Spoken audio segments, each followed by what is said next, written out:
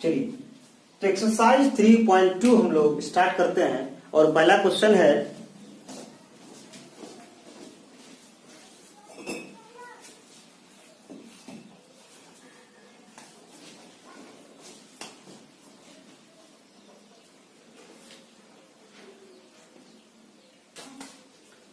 चलिए, तो हम लोग स्टार्ट करते हैं एक्सरसाइज 3.2 और उसका पहला क्वेश्चन दिया हुआ है a इक्वल्स टू एक मैट्रिक्स b एक मैट्रिक्स है और c बराबर एक कोई मैट्रिक्स है। तीन मैट्रिक्स दिया हुआ है, तब हमें निकालना है a प्लस b निकालना, a माइनस b निकालना, 3a माइनस c निकालना और ab और ba निकालना।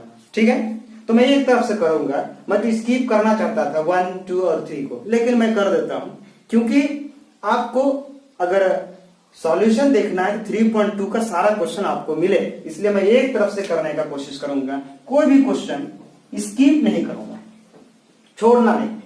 तो पहला क्वेश्चन है दिया हुआ है, सबसे पहला चीज तो आप लोगों को गिव एंड दैट कर लेना है कि क्या क्या दिया हुआ है। तो ए बराबर दिया हुआ, बी बराबर दिया हुआ, सी बराबर दिया हुआ। जगह का कमी है इसलिए मैं लिख नहीं रहा हूं, लेकिन चलिए लिख ही देता हूं। गिवन दैट सिरे से लिखना तरीके के साथ, बोर्ड का एग्जाम का तैयारी अभी से करना। Given that a equals to दिया है 2, 4, 3, 2, b इक्वल्स टू दिया हुआ है 1, 3, -2 और 5 एंड c इक्वल्स टू दिया हुआ है -2, 5, 3 और 4। सॉल्यूशन देखना। अब एक नंबर यहां से a प्लस b निकालना है, तो यहां पर a का वैल्यू डाल देंगे, यहां पर b का वैल्यू डाल देंगे। डाल दें, चलो a का वैल्यू 2, 4, 3, 2,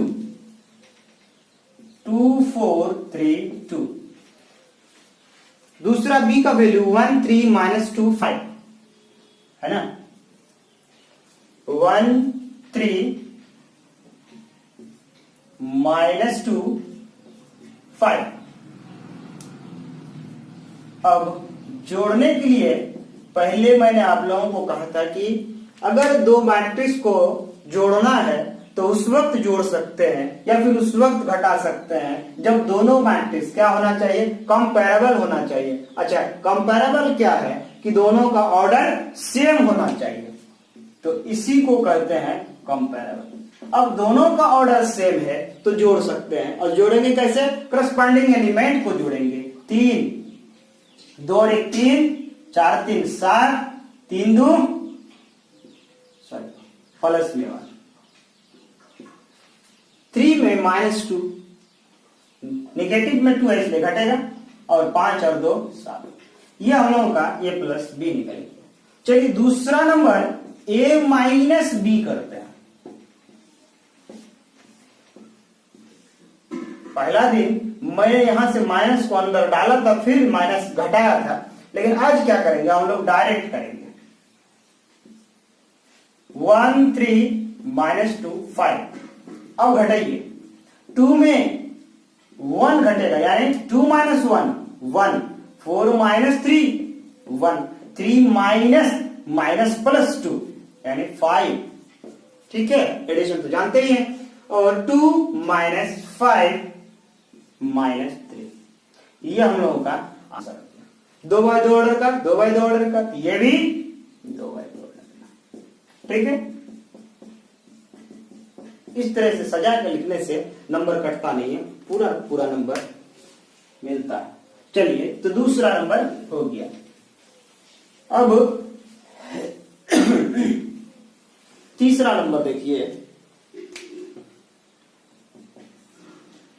तीसरा नंबर में कहा है 3a माइनस सी, 3a माइनस सी, तो 3 इंटू a और माइनस में c। अब बोलिए a का वैल्यू क्या है, a का वैल्यू डालिए यहां से 2, 4, 3, 2, 2, 4, 3, 2, और c का वैल्यू यहां से -2, 5, 3, 4। ठीक है, ध्यान देना है। अब क्या करना है, पहले एक स्केलर जब दिया है तो इसको मल्टीपल कर देना है, गुना कर देना है। मल्टीप्लाई करते हैं 3 into 2 6 12 9 6 माइनस में -2 5 3 4। कोई दिक्कत है यहां? इसको सारा एलिमेंट के साथ गुना है क्या, 3 दूगुने 6, 3 चौके 12, 3 त्रिका 9, 3 दूगुने 6। अब चूंकि ऑर्डर सेम है, दोनों 2x2 ऑर्डर का मैट्रिक्स है, तो जोड़ सकते हैं।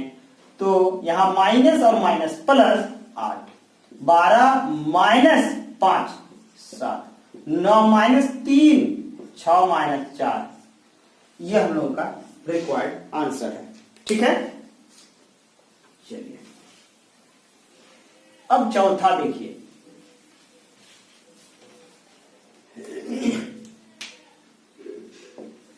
चौथा नंबर क्वेश्चन है, ए बी निकालना है, यानी अब आता है असली खेल में। असली मजा यहां से आएगा और यहां से ध्यान देना है, ए का वैल्यू और बी का वैल्यू। सबसे पहला चीज, दोनों का ऑर्डर भी सेम है, 2x2 ऑर्डर का।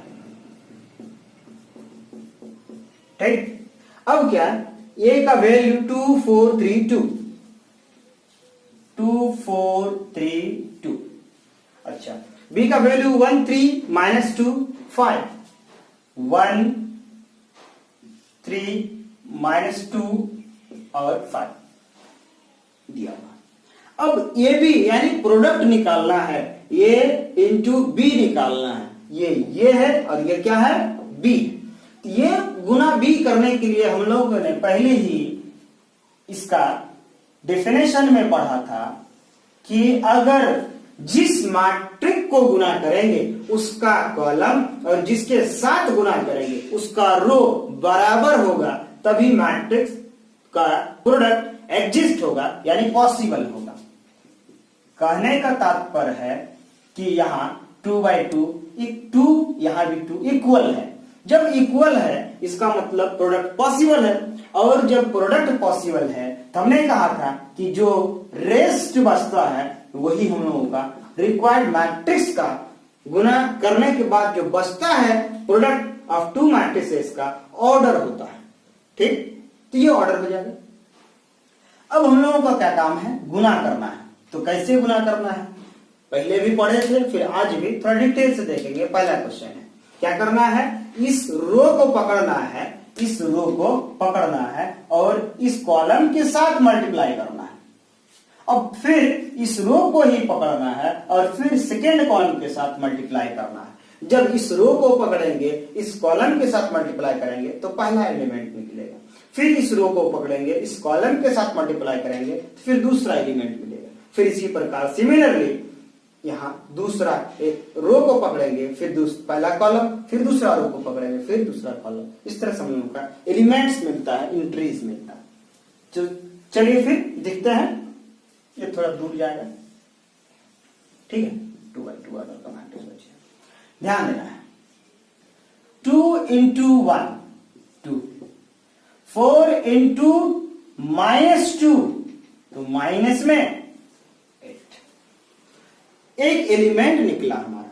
फिर 2 into 3 6, 4 into 5 20। हम लोगों का दूसरा एलिमेंट निकल गया। अब इस रो का काम खत्म हो गया। अब इस रो को पकड़ेंगे और फिर दोनों कॉलम के साथ 3 into 1 3, 2 into -2 4, 3 into 3 9 और 2 into 5 10। ठीक है, अब जोड़ देंगे, जो घटेगा घटा देंगे।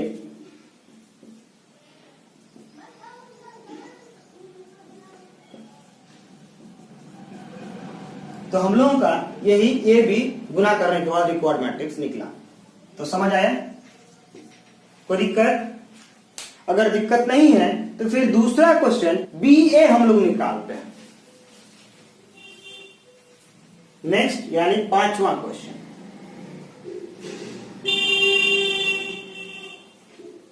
ध्यान देना है, आज का पहला क्वेश्चन चल रहा है, 5वां क्वेश्चन करेंगे।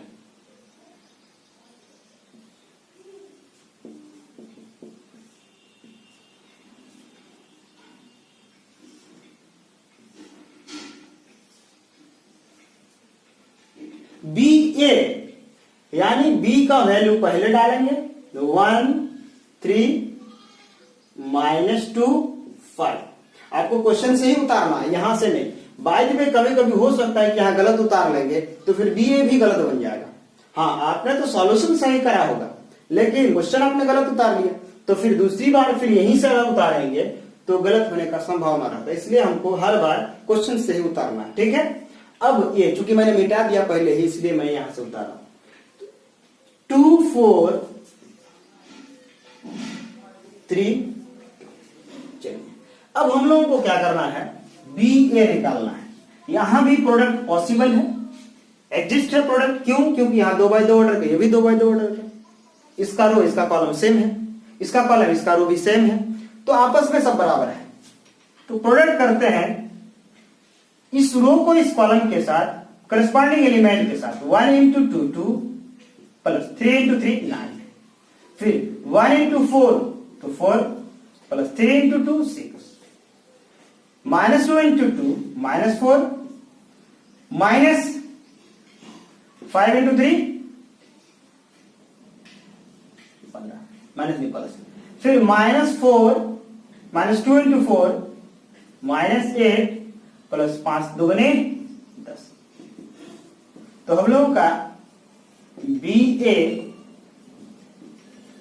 मैट्रिक्स निकला 11 10 11 और 2।